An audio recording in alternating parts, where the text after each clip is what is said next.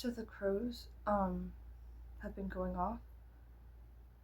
I think they're chasing something out of our territory.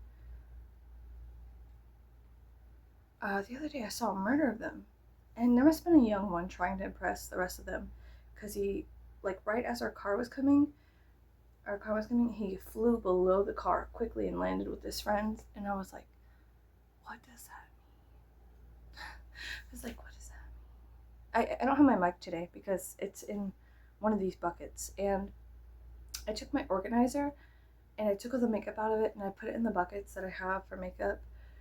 So I have 2 buckets full of makeup. And I gave the organizer to our communal bathroom. It's communal, like everybody uses the bathroom, whatever.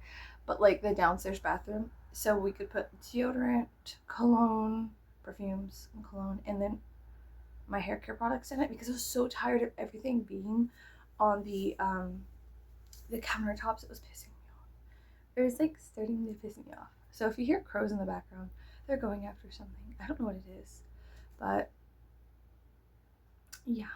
And then I found my fox teeth and claws. I think they're teeth and claws. Pretty sure they are. I don't think they're coyote claws. They might be. No, it was 5 and 5. I think they're fox teeth and claws. Anyways, Mercury is like going retrograde, so there's been like a lot of crazy stuff happening to me, and I know it's not like me manifesting it, but generally what happens for me when Mercury goes retrograde is that my relationships improve like a lot. And even though there is tech mishaps, um, my relationships with people improve a lot, and my husband and everybody just improves. But then crazy stuff happens. Like my husband's credit card got stolen, and then not stolen, but like hacked, like from Walmart.com. Walmart.com kept like taking out money behind our backs because we were like, oh, it's a Walmart charge. We didn't realize it was a Walmart.com charge, and we don't do that. So we're just not going to be shopping at Walmart anymore. And that's like very difficult, but I'm so tired of this happening. I think somebody has a scanner, like a credit card scanner, and we would just sit in a parking lot and scan people as they walk, and you get all their information. It's highly illegal, whatever. But also, I mean, I don't know where this is happening. It keeps happening, so it must be at like Buc-ee's or something, or one of the places that we frequently go, because there's no other way that they could have his card information when he hasn't used it anywhere. You know what I mean? So yeah, yeah. Anyways, I woke up from a string of strange dreams, and it's probably like because sorry, beans, you're in the light. Just kidding. But yeah, I woke up from a string of strange dreams. One of them was like it was really dark outside, and I went inside and I looked at the oven clock, and I was like, it's 4:52. And I came back outside and I was like, it shouldn't be this dark at 4:52. And then it was like bright as fuck, and I said, hey, what the fuck happened? And the girl I was hanging out was like, oh, I don't know, I guess they must have heard you or something. And I was like, what the fuck does that mean? I didn't realize I was in a dream, but like the dreams were dreaming, like the lucidity was there, and I wonder if that girl's name was Lucy. That's so funny. If her name was Lucy, because then I'm like, we were lucid dreaming. I was lucid dreaming. Anyways, this girl was like an angel, but she like descended into like human matter, and I saw who she was. Like, it was crazy because like I took a picture of her because I was like, oh, she's a beautiful necklace. I would love to see like where did she get that necklace from. So in my dream I was like gonna Google Lens, but then the picture kept morphing, changing into like this girl was an angel, and I was like, oops. Took a picture of an angel. Anyways, it was great. And then she was hanging out with me. So she was hanging out with me, and then it was dark outside, and then it was light outside, and I was like, what is going on? I was like, what the fuck is going on? And then I had to take her home, but I had an electric vehicle. And then the lady that was in my house, I don't know who she was, but it kind of looked like Nicole Kidman in Stoker, which is weird. She was like, do not electrocute my bush on the way out of this driveway. And the girl was like, okay, I'll try to make sure, whatever. And I was like, what bush is she talking about? And then there was like a stick in the ground, and I was like, she was like, it is on its last light. Do not electrocute my bush. And I was like, okay, like, because I'm all about nature. I'm all about, like, okay. But I was like, girl, this isn't a bush. And then there was like an aloe vera plant. I was very confused. It's very confusing. And yeah, I've been reading a book called The Song of the Dark Man by, his name's like Derek Mason. I don't know how to say his name, it's something like that. But I've been reading it for quite some time. And I went back through my older videos and I saw where I actually had just purchased the book and I was just reading it. But now it is, it's more really, really relevant in my life, and it always has been. But like, I purchase things and then I let them sit for about 6 months. It's a very weird Saturnine transaction. Saturn, as in it takes a long time for the things to reveal themselves to me. So there was like, I purchased a book because I was feeling pulled to it, and I was like, okay, I'll listen. And then I like compelled to purchase. I was like, okay, whatever. And then I let it sit for a while. Like, I read some of it and I let it sit for a while. Like, it was kind of like in the peripherals of like what was going on with me at that time, and I was also getting off of antidepressants.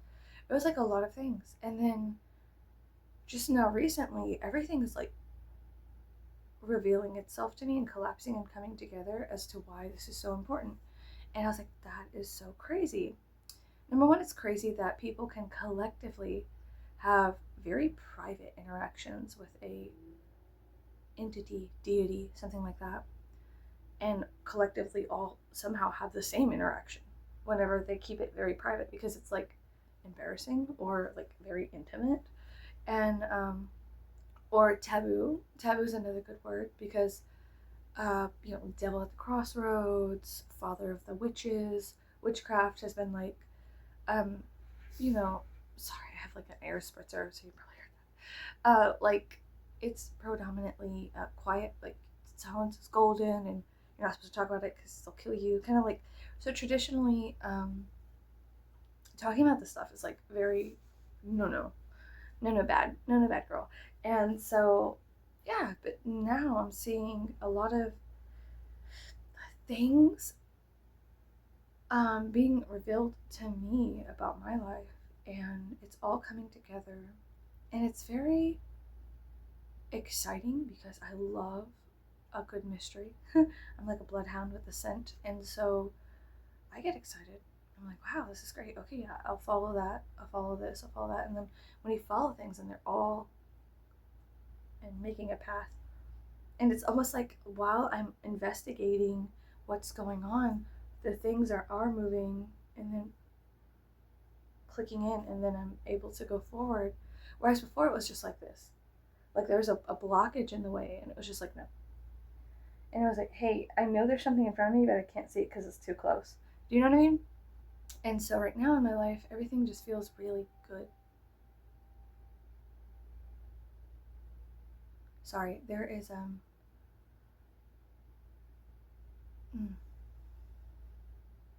sorry.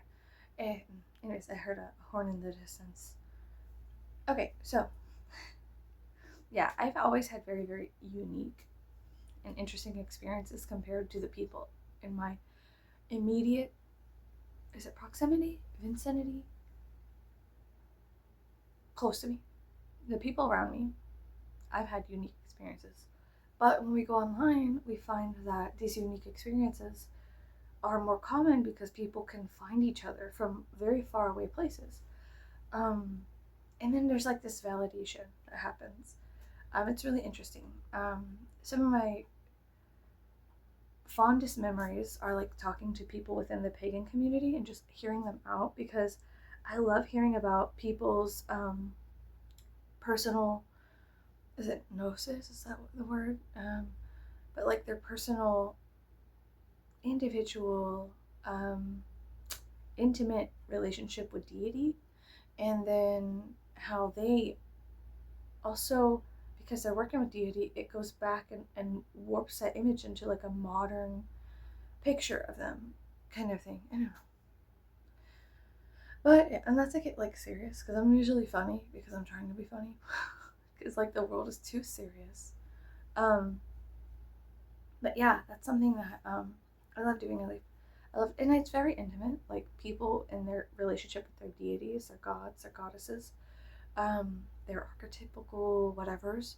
It's a very intimate thing, and so when someone allows me in to sit at the table to have that discussion, I am eternally grateful, because I know how private it is, and I know how much is on the table, like how much it's like, if I tell you, I could be betraying their trust or like get in trouble, blah, blah, blah. There's like a whole huge amount of like fear that goes into vocalizing a private thing. You know what I mean?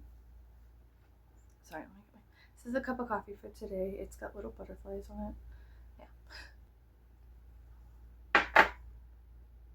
That tastes weird. That did not taste right. That tasted strange. Okay, great. So right now, it's like about 3 p.m. and yeah, I feel called to be back. And what's so crazy is that I haven't felt this feeling in about 5 years, which apparently among people who have, oh, the crows are at it again.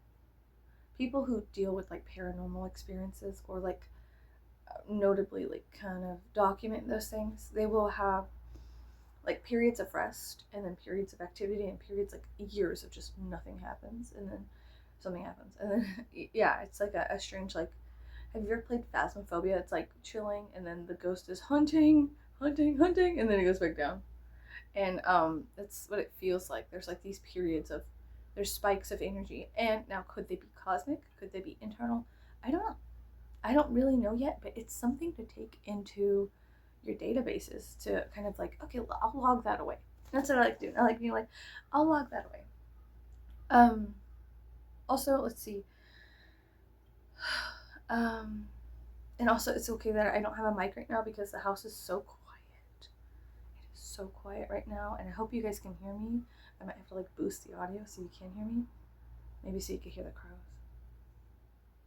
It's like very gray outside. I hope it doesn't rain because we're supposed to go to the trails. Anyways, there's like, so now I have like this work on my desk kind of thing. I've been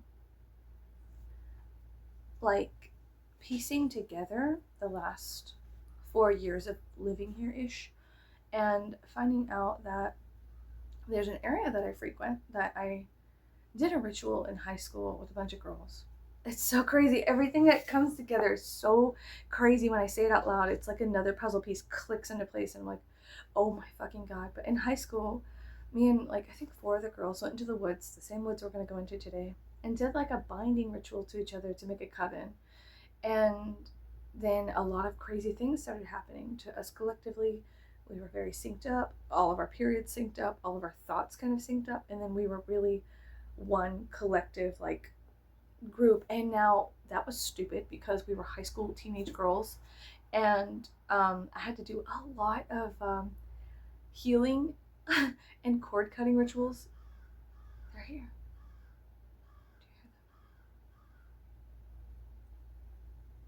I had to do like a lot of healing and cord cutting rituals. Can you hear the crows? Now they're in my neighborhood. They were far away, now they're here. And that still didn't work. And in fact, I'm in constant contact with a girl who, now she's my sister-in-law, a girl that I did bind myself to, and so it's fine. Like, so that's fine. But the other girls, I'm not in contact with, and they probably, one of them for sure did not like me, and it was so crazy to bind yourself to a girl who doesn't like you, and I didn't know at the time, but then it was crazy. It was crazy. But whatever, she has her own journey. Maybe she dream a better dream, whatever. So anyways, but then the other girl we were friends with, and then the girl that didn't really like me tried to bring in this other girl to our coven to make it 5 people. And I was like, no, I don't. She was like, we'll go back in the woods and do another ceremony. It'll be fine. And I was like, I don't know. Like, I shut it down. I was like, I don't like that. You're inviting too many people into something that is already kind of out of control, because we are fucking 15 and 16-year-old little girls. Like, we don't know what we're doing. What's so crazy is that, like, the dark man is like the father of witches, and we went into this forest and bound ourselves to each other with and then we left our, like, we buried our offering to the earth of our hair and things like that, into the earth in this woodland. And obviously he was there if he's everywhere. And so it's just so funny because they call him like the father of witches, the great initiator, and things like that.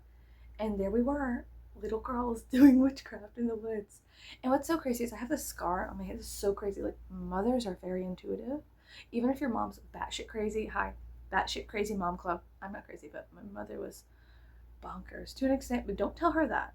Like, but she was just very, maybe she wasn't crazy, but she was very, so much was going on with her chemically in her brain that it came out a little like a jaguar within human skin. Okay, so I burned myself while I was like this huge burn mark right here on my right arm. Whenever I was straightening one of the girls' hair in my coven. Sorry, the air spritzer went off. And it burned one right here and then three going like here. And so it looked like a giant claw had ripped up my arm. And it melted, trigger warning, sorry, gross, icky, body horror. It melted my skin, lifted it, and remelted it to another part of my skin. That's how hot the straightener was. It was like a chi, but I think it was getting surged, like it was like overheating, and we were straightening like the fuck out of our hair in high school, because like scene and emo was in, and so we had like that scene emo hair. Maybe if I find a picture of myself, it was like that, but we'd stick it up and make it straight and tease it like 80s trad goth meets scene kind of thing. And so, yeah, I had that, and I tried to bandage my arm, and my mom came at me sideways one day. She came home and she grabbed my arm and she was like, have you been in the forest selling your soul to the devil? And I was like, what? Like, I was just like, no, what the fuck? But like, everything is kind of coming into locking into like all these things. Like, she knew intuitively, sorry to spit, intuitively, she knew, hey, cut Aaron, oh wait, hey, cut Robin's arrow in twine. Have you ever seen Robin Hood Men in Tights? And that guy, he spits, he stands up in the crowd, he's like, hey, cut Robin, oh no, hey, split Robin's arrow in twine, and like a piece of spit goes flying at the camera. It's so good. That's what I just did. Anyway, so she like grabbed my arm and she was like screaming at me. She was like, you've been in the forest selling your soul and sacrificing yourself to the devil. And I was like, what are you talking about? Like, it was crazy. And I didn't know that some other, like, the thing in small towns is bars, right? So sorry, I'm stopped up. So there was other mothers who had confronted their daughters about witchcraft books and stuff like that. And even as a 15, 16-year-old little girl, I was like very progressive. Like, you should believe whatever you want. I don't think that the devil is a bad person. I think that they are an archetype that needs blah, blah, blah. Like, even as a child, I was still very progressive, very rebellious, and very like in the face of the Christian adversary here in the South. And I was always fighting against it in some way, like always against the grain with this shit. And so I created enemies at a young age. I was 15. And so the kids that I was hanging out with, I was like telling them, oh yeah, you could believe whatever you want. You don't have to believe what your parents, you don't have to go to church. Like, I was making enemies. So then there was another mother who like abused the shit out of her daughter. And her daughter, I guess, confessed that it was me influencing her. And she went to the bar, the mom, and confronted my mom and said, your devil-loving whore slut of a daughter is trying to make my angel baby girl into Satan's slut. And so the whole bar started freaking out on my mom against me because I was advocating for the world's big enough for everybody to believe what they want to believe. And that was so revolutionary down here. You could have burned me at the stake, hung my there's a train, hung my ass out to dry at that moment. Like, it was a lynch mob for me at 15 years old. But I wasn't like, we didn't do anything. Like, it was just like a little girls binding each other to each other in the woods, and like, we're gonna start doing magic now, and like, so we need to sync up. Like, that was our thought. And what happened was, I got the beautiful, the town crier. They're like, hear ye, hear ye. I got the lovely nickname like Devil's Whore, Lucifer Slut, Evil Incarnate. Like, I was gifted. None of my friends. Somehow it was me, because my friends knew how to shut the fuck up. I didn't. I did not. And so I got, like, it was just me. I was the bad one out of the whole group. No one else got any backlash or flack. No one else's parents tried to kill them. My mom literally confronted me. She came home from the bar and was like, the whole town is telling me you're in the forest. You know, and she grabbed my arm and she was like, what is this? And I was like, I got burned with the straightener. She freaked out. She was like, there's no going back. There's no going back. You've opened a port, like, screaming at me. I was like, well, good. I was like, and my biggest thing, and still to this day, is if I end up going to hell, why the fuck are you following me? This is my path. If I want to figure it out, well, don't you want to spend eternity in heaven? I am just trying to investigate reality and life as it is. And I refuse, like, my hugest thing in that argument, where it was blood, sweat, tears, ripped open wounds, was that I want to know the truth. I want to know. And I'm not going to let fear stop me from knowing. And if you're scared, I don't give a fuck. That's you. I'll leave you here. Don't follow me. If you're going to be a pussy ass bitch, don't fucking follow me down that hole. Because I'm about to slide on my belly and figure out what's going on. And if I die, you don't have to go down there and like be brave and pull me out. That's my own dumbass fault. I did that to me. But she couldn't understand that at all. And it was like a huge thing. And so, flash forward to now, I'm like, all of these things I did that were seemingly just whatever, what the fuck ever, seemingly just dumb kids doing dumb shit, are now weaving a tapestry and creating spots on a timeline that are making data look like an image. And so I'm like, wow, like, I'm very, very excited for revelation and like forward moving, because like that looks like a wall. When you go this way, it's like a path, it's a line. It's just like different perspective, looking at my life from a different angle and being like, maybe this is what it is, and maybe this is what it always has been. Maybe they've always been there for me, whatever, with me. But there was so many times in my life, and like, I'll probably end up writing my own book on my personal experiences, because I've had so many. I've told you, I've had thousands of paranormal experiences that it's just like a normal Sunday afternoon for me. Um, is it Sunday? Am I saying this shit on a Sunday? On the Lord's Day. Oh my God, hold up. Of course I would be saying this shit on a Sunday. Okay. On a Sunday, July 20th. 23rd? Okay, cool. Anyway. Of course I would. But yeah, I got like the shit beat out of me. I got the shit beat out of me for looking up books and stuff like that. And like, that was the hugest thing for me, is I used to steal books left and right. I was a little fucking thief. I used to steal books because I was just trying to figure something out. Anything, please, just anything, please. It was so heavily Christian. It was like a boot on your throat, and if you moved, you would kill yourself because it would snap your neck, you know? That's how Abrahamic it was down here. And I was like, there's something else. I know there is, and I couldn't find any information on it. And so I kept going to the libraries. I kept stealing books from bookstores. I went to every bookstore I could and stole some form of book on magic or witchcraft or something, like a protection ritual, just to protect me from. I could feel the energy of the Abrahamic people just penetrating and devouring and like stealing away my thoughts, because they create a huge a surplus of a surge every Sunday. They create a surge that just kind of like wipes away a lot of stuff, and it's good to an extent, but it's not harmonious. That is colonizing. Their energy is very colonizing, and it colonizes your head space and your heart space, and it infests you like mistletoe on an old tree. It'll kill you.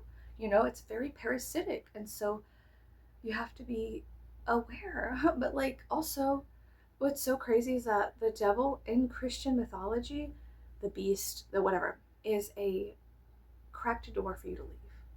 It is so in the adversary is a way out. And that is divine. It's so beautiful and so tragic and horrible. In the story of Judas is a cracked door for you to slip out the back. In these stories of the scapegoat, in these stories of the things you're supposed to run from and hide from, is your true savior. And that is scary. That's fucking horrible.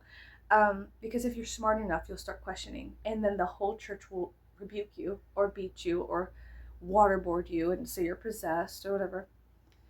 And these stories, it's the way out, and it's like an initiation process in its own, man. Like, to be like, well, no, there has to be something else. I don't think you're right. Or even to say something as radical as, if God created the entire universe, then by that fact alone, he created the devil, or it created the devil. They get mad when we say it instead of he. They get violent. Therefore, the devil is a part of God and cannot be separated. They will fucking shoot you over that. And I'm like, yeah, great. Like, awesome. Like, cool. Like, you're gonna kill me because you can't fucking read? That's so cool. All right. Okay, I didn't know. That's so great. Like, wow. Okay, thank you. Like, that's awesome. But yeah, anyways. And then you have to keep investigating. Just because you left Christianity doesn't mean that the programming has left you. And so you have to spend hours and years and time meditating, researching, devouring separate dialogue that's not Christian or Abrahamic, just to create a separate pillar within you to bounce ideas off of and to develop some kind of strength. And that takes so much time, and it is scary. It is very scary. I remember, like, every time I've accidentally almost died, there's always been like a huge, big, scary shadow figure there, like kind of like lunging at me, and it's always scared me back to life. I'd be like, no, and like that kind of fear puts you back in your body, and I'm grateful for it. But so is that presence that's pushing you back from the bounds of death, is that really the bad guy? I don't know. That's for you to investigate yourself.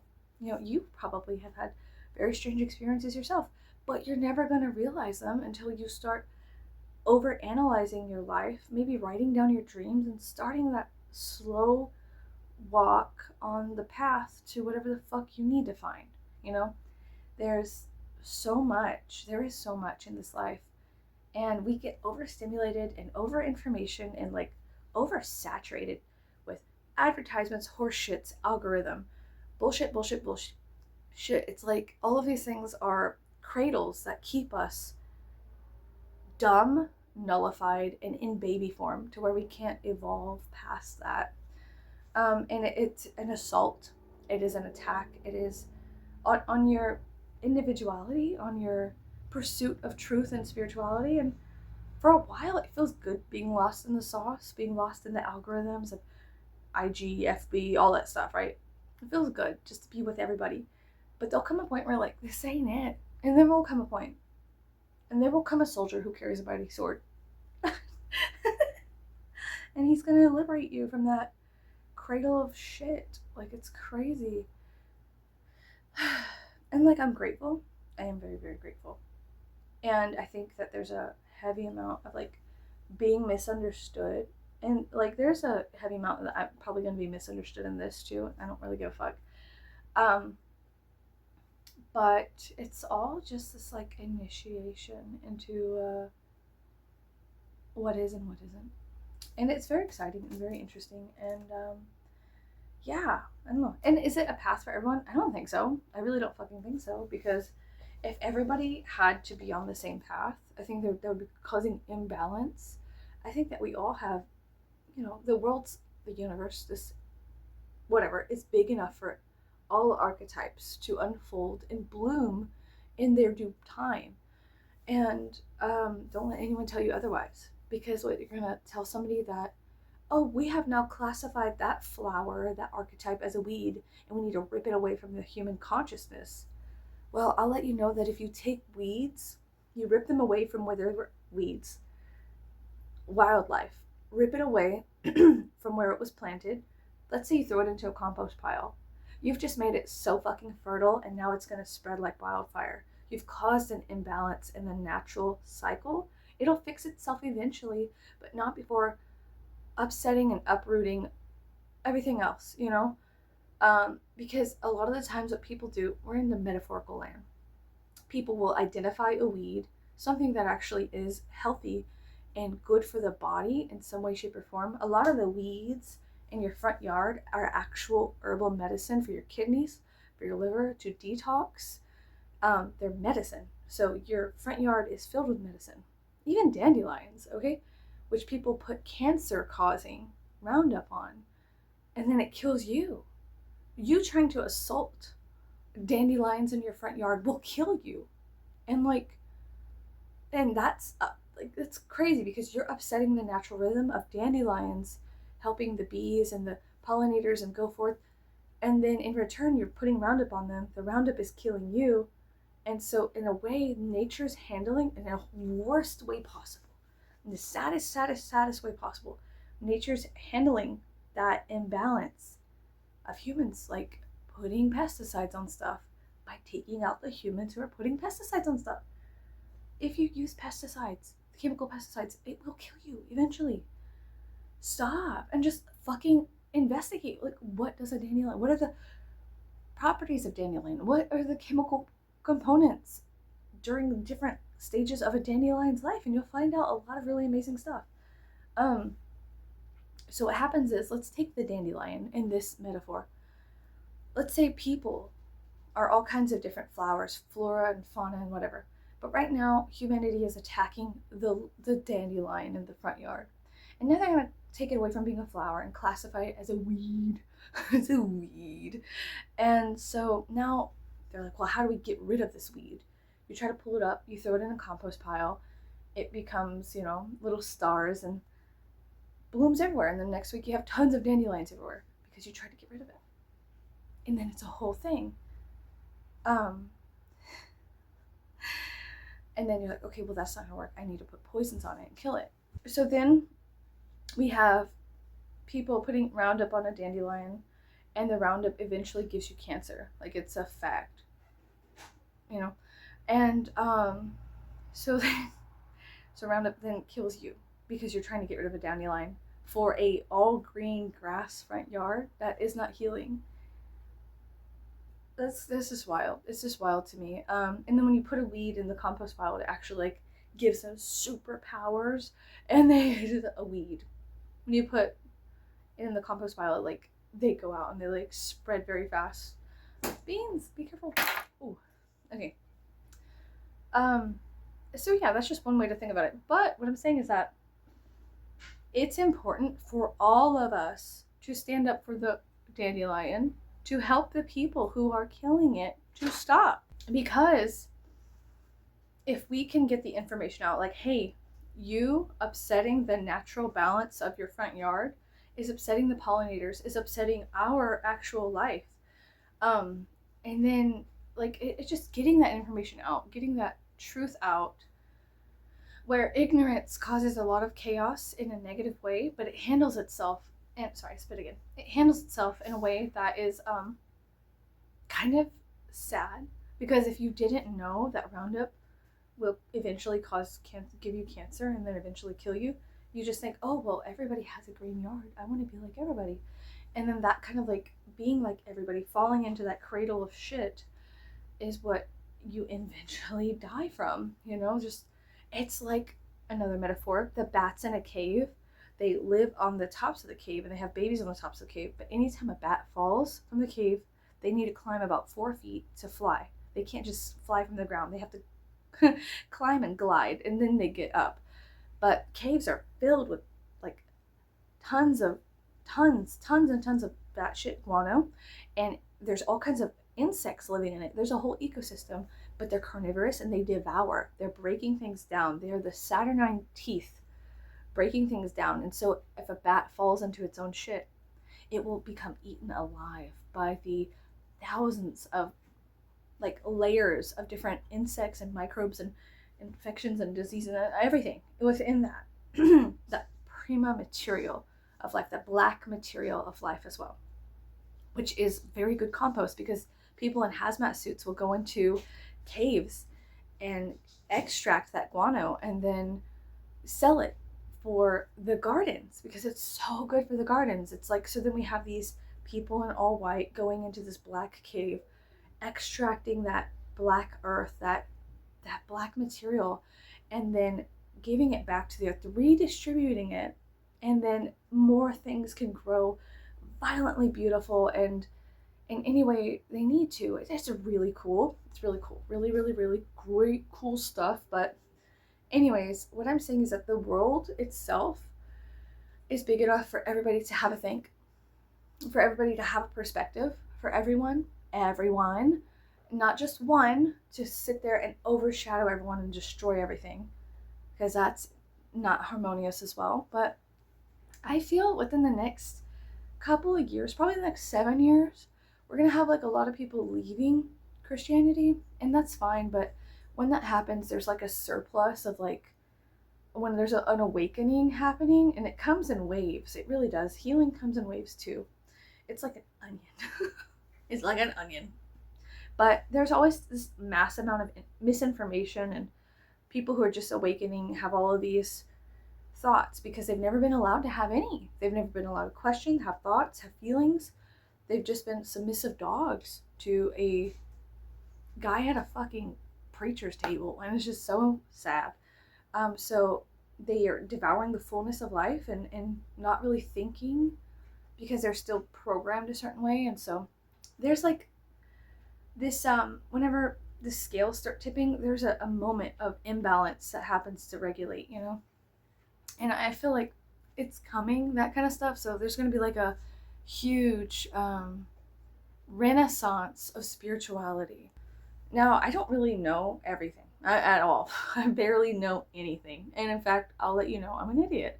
And from that perspective of I'm just fucking dumb and I'm out here, tell me a story. It helps me humble myself to where I can understand things a little bit more, to go back to that, like, I don't know shit. So let me just try to investigate. But yeah. So that kind of helps me with perspective. But yeah, anyways, back to balance, back to understanding, back to just back to spirituality, not so much religious indoctrination, cult, domination. It's we're kind of getting back to this other thing. But yeah, I think that there is this what the fuck? She would, I was like, okay girl, you're fine, you can sit behind me, and she would immediately be like, time to eat some ass. I was like, girl, you gotta come sit down over here if you're gonna do that. You gotta sit in the corner and eat your butt. You can't be sitting full on. We can't do that. I'm gonna get this video taken down. But yeah, so I feel like there is I feel like there's like this resurgence of eating ass in the background. I'm like, okay girl, yes, get it, yes queen, yes, okay. Anyways, there's like this there's gonna be like this renaissance, and I'm very excited for it. I'm very excited for it because we do all need to, like, to balance the scales, to stop them from tipping over that edge of eternity. We're gonna need to go back to nature, period. Back to humbling ourselves to understand permaculture cycles, or we're not gonna get food. To heirloom seeds, or we're not gonna have food that's gonna help us, because GMO shit can suck a dick. They put fish DNA into the tomatoes to make them hardy. Your tomatoes have spliced fish DNA in them. Research it. They have made like Frankenstein food over many, many years and sold them, and they are GMO. And that's the issue with GMO, is that they've genetically modified like natural fruits and vegetables to be flora and fauna, and they're like this hybrid of like, this is a fish tomato, and you're like, well, what does that mean? Well, it means that they took some of the DNA out of, I think there's a special kind of Arctic fish, I'm paraphrasing my information I read, there's an Arctic fish that The dog is excited because its owners are home. Okay. Anyways, so there's a type of fish that has like very hardy DNA where it can withstand freezing temperatures of like some very cold ocean, right? And they took those cells out of that fish and they bonded them with these tomato cells and created a seed that was cold hardy, so they wouldn't die in the winter or whatever. And that was many years ago they did this. So tomatoes, corn, things that are like massively produced are heavily influenced by GMOs. So get heirloom seeds. And the heirloom seeds, they're ever blooming. Whenever they drop, they bloom again, and they do the spiral dance. They keep going. Heirloom seeds keep going. GMO seeds are created to not be ever blooming. Anyways, just get back to nature. Look into permaculture, look into homesteading, and start small. You could start on your back patio. Like start small, but start becoming a steward of the land again. And sorry, steward. I'm a steward. So anyway, my family are the stewards. But start becoming a steward, not a steward, a steward of the land, and realizing what role you play in this. We're coming to that edge. We're edging eternity.